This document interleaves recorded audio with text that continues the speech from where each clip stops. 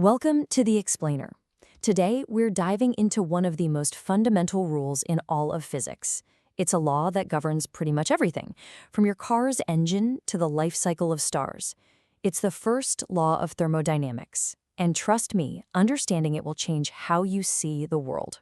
So, let's jump right in. Just look at this. Whether it's a massive explosion, a car engine firing, or even just a kettle boiling on your stove, we're seeing huge, often pretty dramatic transformations of energy. But that energy doesn't just, vanish. It has to go somewhere. So how on earth do we keep track of it all? Well, it turns out there's a simple, really elegant law that acts like a universal accountant for energy. So here's our game plan. We'll start with what I call energy's golden rule. Then we'll open up our energy toolkit to meet the key players. After that, we'll see the law in action.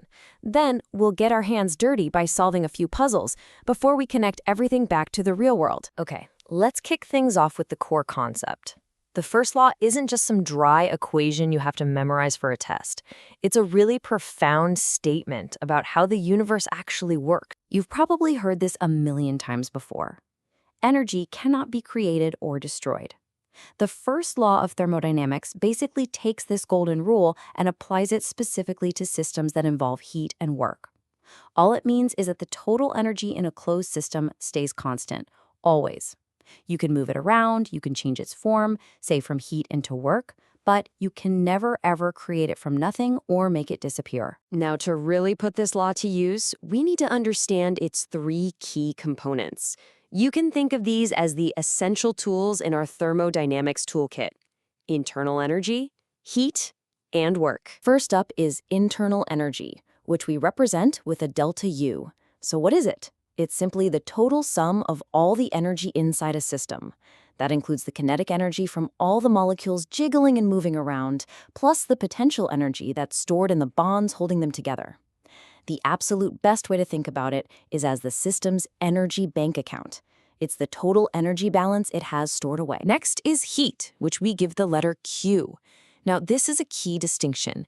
Heat isn't energy that a system has. It's energy in transit. It's the energy that flows from a hotter object to a colder one. Sticking with our bank account analogy, adding heat to a system is like making a deposit. You're increasing the balance. And our third tool is work, or W. This is also energy on the move, but it's transferred mechanically, when a force actually moves something across a distance. In thermodynamics, we're usually talking about the work done by a gas as it expands, or the work done on a gas as it's compressed. This cylinder is the perfect way to visualize it. Imagine you heat up the gas that's trapped inside. Its molecules start flying around faster and faster. They slam into that piston and they push it outwards. The gas, our system, has just performed work on its surroundings. It spent some of its internal energy to move that piston. Now, for the very common scenario where a gas expands against a constant pressure, there's this beautifully simple formula to calculate the work done. It's just the pressure, P, multiplied by the change in volume, delta V. It's a very powerful little equation, and we're going to be using it a lot. To make any of this work, we have to get the accounting right.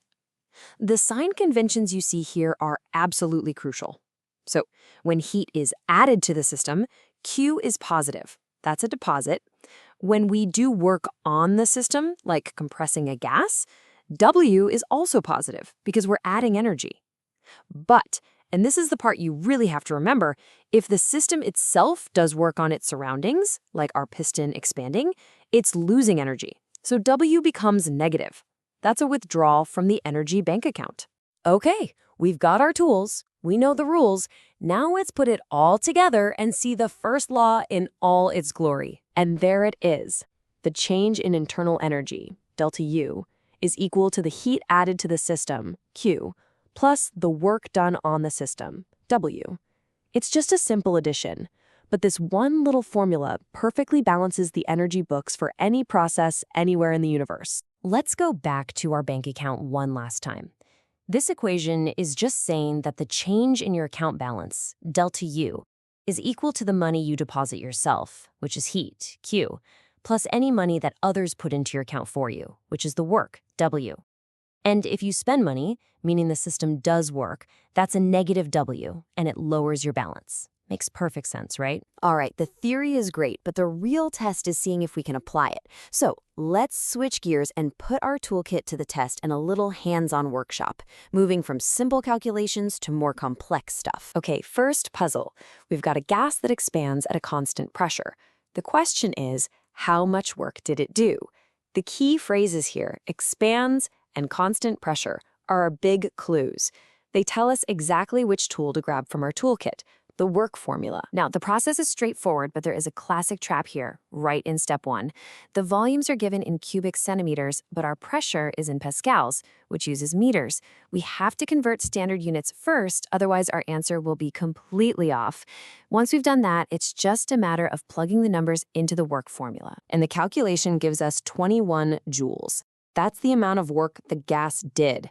And notice, because the gas did the work by expanding, if we were going to use this in the main first law equation, it would have to be a negative 21 joules, an energy withdrawal. So that was just a work calculation.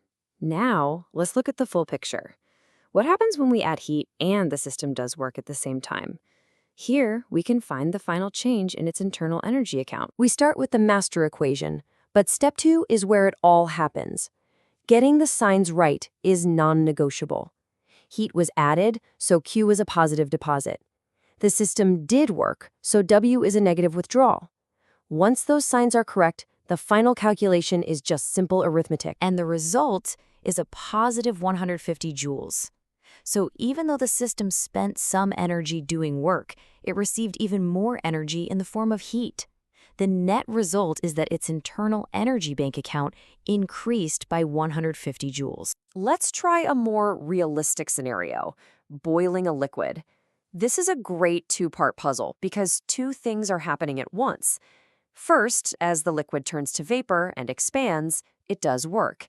And second, the energy that's needed to actually turn the liquid into a gas, that's known as latent heat, gets added to the system as Q. We'll solve this in two parts.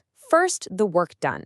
That's our familiar formula, P delta V, which gives us 160 joules. Now for the internal energy. We know the heat added, Q, is 2300 joules. And the work, W, is that 160 joules we just found, but remember, the system expanded, so that's a negative 160. The final change in internal energy is 2140 joules. And this reveals something fascinating. Notice how most of the energy we put in, over 2,000 joules, was used just to break the bonds of the liquid. Only a tiny fraction of it went into doing external work. Okay, let's run through a few quick-fire exam-style questions to really hammer this home. First up, a tire bursts. The air inside rushes out and expands. How much work does that air do against the atmosphere? By now, this process should look very familiar. It's a classic work calculation. We find the change in volume, plug that and the pressure into our formula, and we're good to go. The answer is 1,800 joules. That's the amount of energy the air from the tire transferred to the atmosphere just by pushing it out of the way. Next scenario, gas escaping from a spray can. This one adds a tiny twist. We aren't given the final volume directly, just that it's 4 times the can's volume. That just means there's one extra little step in our calculation. You can see all the steps laid out here. We convert the initial volume, find the final volume, calculate the difference, and then plug it all into the work formula. It's a great example of how you can break down a problem into simple, manageable steps. The result is 75 joules of work done by the escaping gas. It's all about that careful, step-by-step approach. For our final puzzle, let's tackle something a bit more conceptual. What happens during an isothermal process? That's just a fancy way of saying a process where the temperature stays perfectly constant. As we'll see, this has a very interesting consequence for the system's internal energy. For part A, the reason DeltaU is 0 is pretty simple. For an ideal gas, internal energy is really just a stand-in for its temperature. So if the temperature doesn't change, the internal energy can't change either. For part B, if DeltaU is 0, our first law equation becomes 0 equals Q plus W. A quick bit of algebra shows us that W must equal negative Q. So if we add 350 joules of heat, W must be negative 350 joules. And that negative sign tells us that 350 joules of work must have been done by the system. In an isothermal expansion, every single joule of heat you put in comes straight back out as work. The energy just passes right through the system without changing the internal account balance at all. We've put the theory to the test and solved some problems. Now, let's use it to explain an everyday phenomenon that might seem a little strange when you first think about it. Seriously, think about this. You put a pot of water on the stove. The temperature climbs up to 100 degrees Celsius, and then it just stops. It boils and boils, you keep pumping heat into it, but that thermometer stays locked at 100. So where is all that energy going? The first law gives us the answer. All that heat energy, our Q, is being used to do work. But it's not work on the outside world like pushing a piston. It's work being done inside the system, on the molecules themselves. That energy is spent breaking the bonds that hold the water molecules together as a liquid. This increases their potential energy, but not their kinetic energy. And since temperature is just a measure of that average kinetic energy, the thermometer doesn't move. So the first law is a law of conservation. It tells you that you can't win. You can't get more energy out than you put in. At best, you can only break even. But this leads us to an even deeper and maybe more profound idea. The second law of thermodynamics, which we'll explore another time, introduces the concept of entropy and essentially states that in any real process, you can't even break even. Some energy will always be lost to disorder. So what does that ultimately mean for the fate of our universe? Well, that's a question for next time.